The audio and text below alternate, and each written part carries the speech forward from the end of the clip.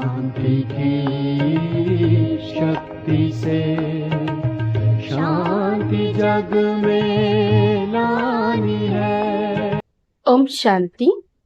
आज की मुरली है 15 सितंबर 2025 की। मीठे बच्चे, बाप आए हैं तुम्हें कर्म अकर्म विकर्म की गुह्य गति सुनाने।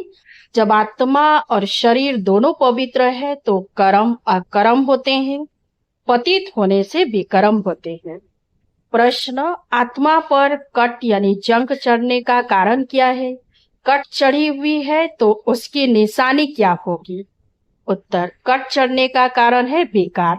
पतित बनने से ही कट चढ़ती है। अगर अभी तक कट चढ़ी हुई है तो उन्हें पुरानी दुनिया की कशिश होती रहेगी, बुद्धि क्रिमिनल तरफ जाती रहेगी, याद में रह नहीं सकेंगे। ओम शांति। बच्चे इसका अर्थ तो समझ गए हैं। ओम शांति कहने से ही यह निश्चय हो जाता है कि हम आत्माएं यहाँ की रहवासी नहीं है, हम तो शांति धाम की रहवासी है। हमारा स्वधर्म शांत है। जब घर में रहते हैं फिर यहाँ आकर पार्ट बजाते हैं, क्योंकि शरीर के साथ कर्म करना पड़ता है। कर्म होता है एक अच्छा, दूसरा बुरा। कर्म बुरा होता है रावण राज्य में। रावण राज्य में सबके कर्म विकर्म बन गए हैं। एक भी मनुष्य नहीं जिससे विकर्म न होता हो। मनुष्य तो समझते हैं साधु सन्यासी आदि से विकर्म नहीं हो सकता, क्योंकि वह पवित्र रहते हैं, सन्यास किया हुआ है। वास्तव में पवित्र किसको कहा जाता है यह बिल्कुल नहीं जानते। कहते भी है हम पतित है, पतित पावन को बुलाते हैं। जब तक वह न आए तब तक दुनिया पावन बन नहीं सकती। यहाँ यह पतित पुरानी दुनिया है, इसीलिए पावन दुनिया को याद करते हैं। पावन दुनिया में जब जाएंगे तो पतित दुनिया को याद नहीं करेंगे। वह दुनिया ही अलग है। हर एक चीज नई फिर पुरानी होती है ना। नई दुनिया में एक भी पतित हो न सके।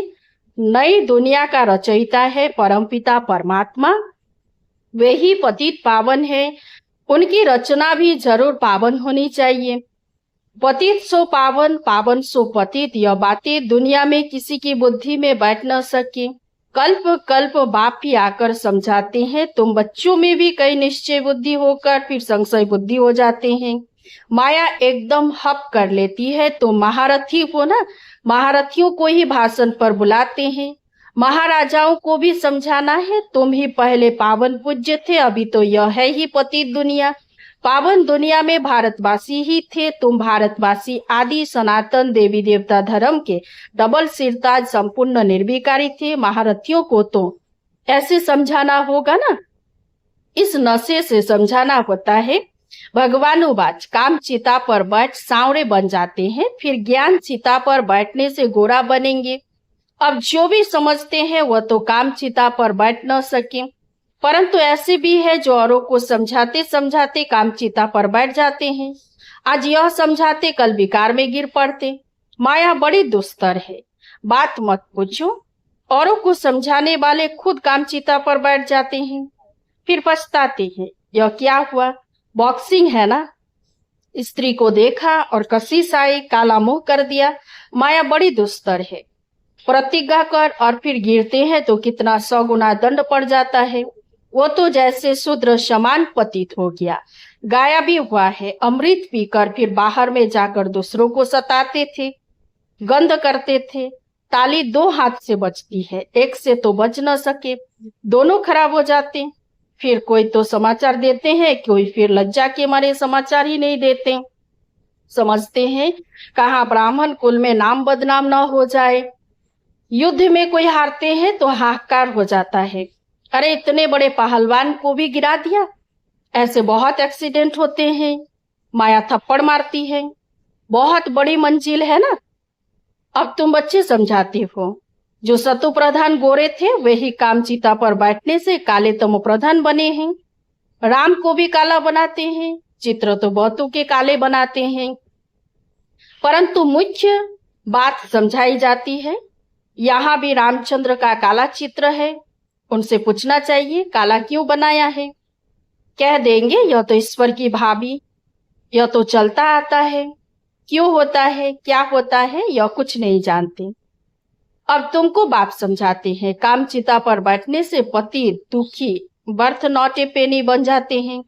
वह है निर्विकारी दुनिया, यह है विकारी दुनिया। तो ऐसे ऐसे समझाना चाहिए। यह सूर्यवंशी या चंद्रवंशी फिर वैश्यवंशी बनना ही है। वाम मार्ग में आने से फिर वह देवता नहीं कहलाते। जगन्नाथ के मंदिर में ऊपर में देवताओं का कुल दिखाते हैं, ड्रेस देवताओं की है, एक्टिविटी बड़ी गंदी दिखाते हैं। बाप जिन बातों पर अटेंशन खिंचवाते हैं ध्यान देना चाहिए। मंदिरों में बहुत सर्विस हो सकती है, श्रीनाथ द्वारे में भी समझा सकते हैं। पूछना चाहिए इनको काला क्यों बनाया है, यह समझाना तो बहुत अच्छा है। वह है गोल्डन एज, यह है आयरन एज। कट चढ़ जाती है ना, अभी तुम्हारी कट उतर रही है। जो याद ही नहीं करते तो कट भी नहीं उतरती। बहुत कट चढ़ी हुई होगी तो उससे पुरानी दुनिया की कशिश होती रहेगी। सबसे बड़ी कट चढ़ती ही है विकारों से। पतित भी उनसे बने हैं, अपनी जांच करनी है। हमारी बुद्धि क्रिमिनल तरफ तो नहीं जाती। अच्छे अच्छे बात है ही, फर्स्ट क्लास बच्चे भी फेल हो पड़ते हैं। अभी तुम बच्चों को यह समझ मिली है मुख्य पवित्रता की। शुरू से लेकर इस पर ही झगड़े चलते आए हैं। बाप ने ही यह युक्ति रची। सब कहते थे हम ज्ञान अमृत पीने जाते हैं। ज्ञान अमृत है ही ज्ञान सागर के पास। शास्त्र पढ़ने से तो कोई पतित से पावन बन नहीं सकते। पावन बन फिर पावन दुनिया में जाना है। यहाँ पावन बन फिर कहाँ जाएंगे। लोग समझते हैं फलाने ने मोक्ष को पाया।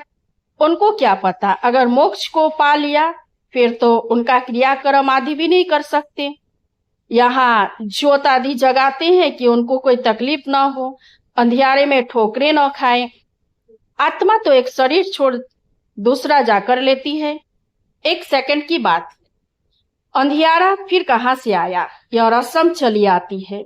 तुम भी करते थे, अब कुछ नहीं करते हो। तुम जानते हो शरीर तो मिट्टी हो गया, वहां ऐसी रस्म रिवाज होती नहीं। आजकल रिद्धि सिद्धि की बातों में कुछ रखा नहीं है। समझो कोई को पंख आ जाते हैं, उड़ने लगते हैं, फिर क्या, उससे फायदा क्या मिलेगा। बाप तो कहते हैं मुझे याद करो तो विकर्म विनाश होंगे। यह योग अग्नि है जिससे पतित से पावन बनेंगे। नॉलेज से धन मिलता है, योग से एवर हेल्दी पवित्र, ज्ञान से एवर वेल्दी धनवान बनते हैं। योगी की आयु हमेशा बड़ी होती है, भोगी की कम। श्री कृष्ण को योगेश्वर कहते हैं। ईश्वर की याद से कृष्ण बना है, उनको स्वर्ग में योगेश्वर नहीं कहेंगे, वह तो प्रिंस हैं। पास्ट जन्म में ऐसा कर्म किया है जिससे यह बना है। कर्म अकर्म विकर्म की गति भी बाप ने समझाई है। आधा कल्प है राम राज्य, आधा कल्प है रावण राज्य। विकार में जाना यह सबसे बड़ा पाप। सब भाई बहन है ना, आत्माएं सब भाई भाई है। भगवान की संतान होकर फिर क्रिमिनल असॉल्ट कैसे करते हैं। हम भी के विकार में जा नहीं सकते।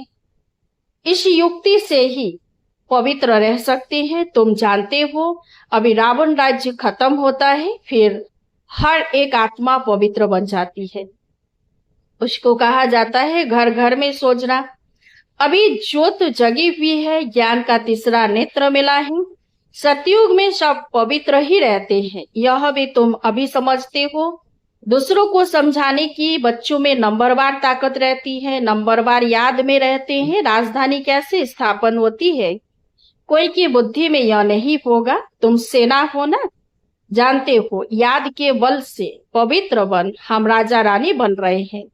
फिर दूसरे जन्म में गोल्डन स्पून इन माउथ होगा। बड़ा इम्तहान पास करने वाले मर्तबा भी बड़ा पाते हैं।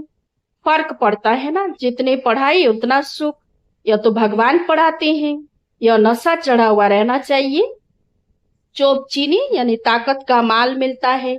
भगवान बिगर ऐसा भगवान भगवती कौन बनाएंगे। तुम अभी पतित से पावन बन रहे हो, फिर जन्म जन्मांतर के लिए सुखी बन जाएंगे, उच्च पद पाएंगे। पढ़ते पढ़ते फिर गंदे बन जाते हैं। देह अभिमान में आने से फिर ज्ञान का तीसरा नेत्र बंद हो जाता है। माया बड़ी जबरदस्त है। बाप खुद कहते हैं बड़ी मेहनत है। मैं कितनी मेहनत करता हूँ ब्रह्मा के तन में आकर, लेकिन समझकर फिर भी कह देते ऐसे थोड़े ही हो सकता है। शिव बाबा आकर पढ़ाते हैं, हम नहीं मानते, यह चालाकी है। ऐसे भी बोल देते हैं राजाई तो स्थापन हो ही जाएगी। कहते हैं ना, सच की बेड़ी हिलती है परंतु डूबती नहीं। कितने विघ्न पड़ते हैं। अच्छा, मीठे मीठे सिकिलधे नूरे रतन श्याम से सुंदर बनने वाली आत्माओं प्रति माता पिता बाप दादा का दिल व जान शिक व प्रेम से याद प्यार और गुड मॉर्निंग। रूहानी बाप की रूहानी बच्चों को नमस्ते। हम सब रूहानी बच्चों की रूहानी बाप दादा को याद प्यार और गुड मॉर्निंग। नमस्ते नमस्ते नमस्ते। धारणा के लिए मुझे साथ। 1 नंबर, योग की अग्नि से विकारों की कट यानी जंग को उतारना है।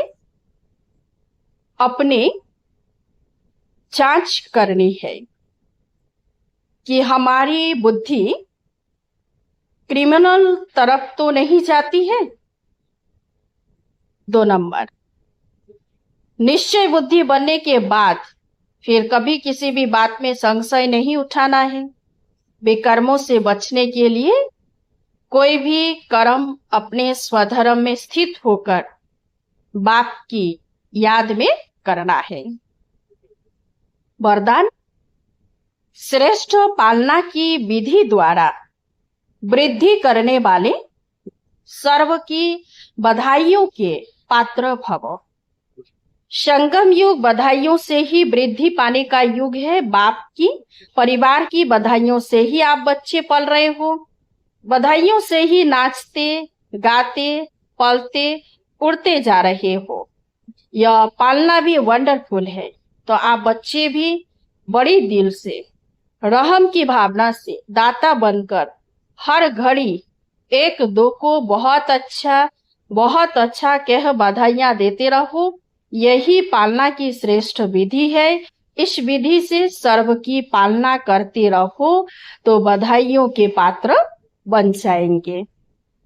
स्लोगन, अपना सरल स्वभाव बना लेना यही समाधान स्वरूप बनने की सहज विधि है।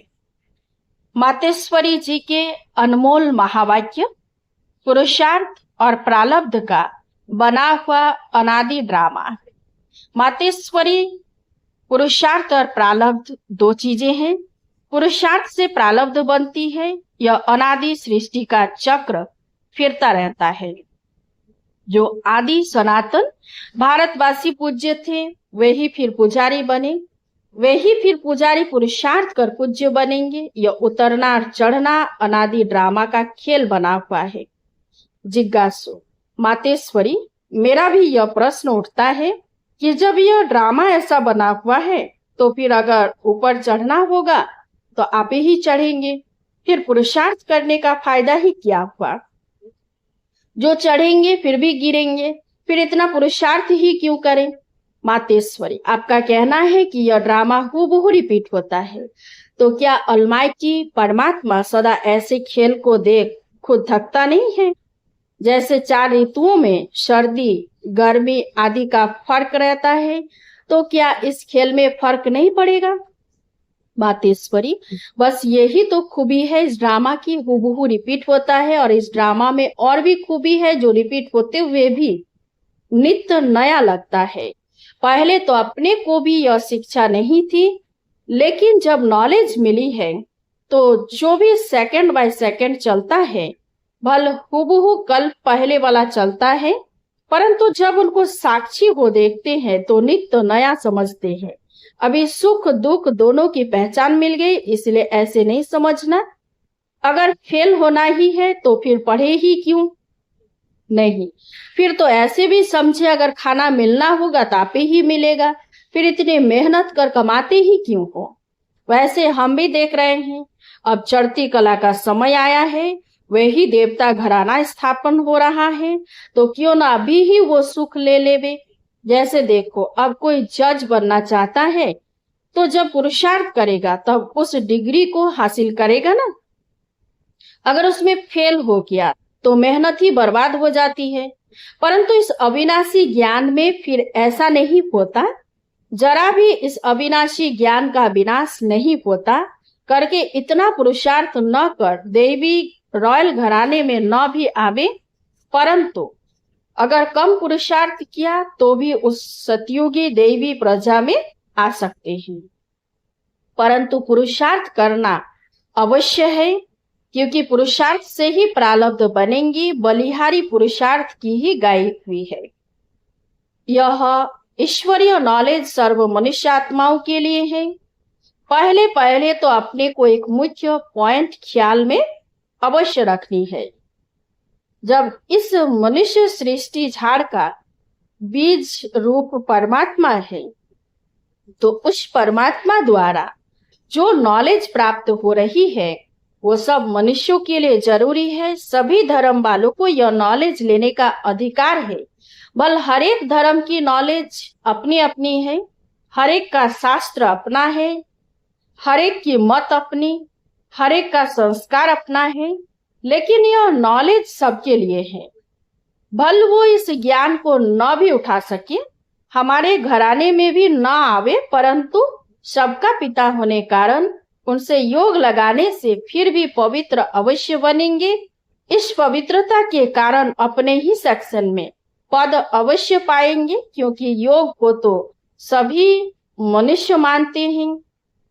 बहुत मनुष्य ऐसे कहते हैं हमें भी मुक्ति चाहिए, मगर सजाओं से छूट मुक्त होने की शक्ति भी इस योग द्वारा मिल सकती है।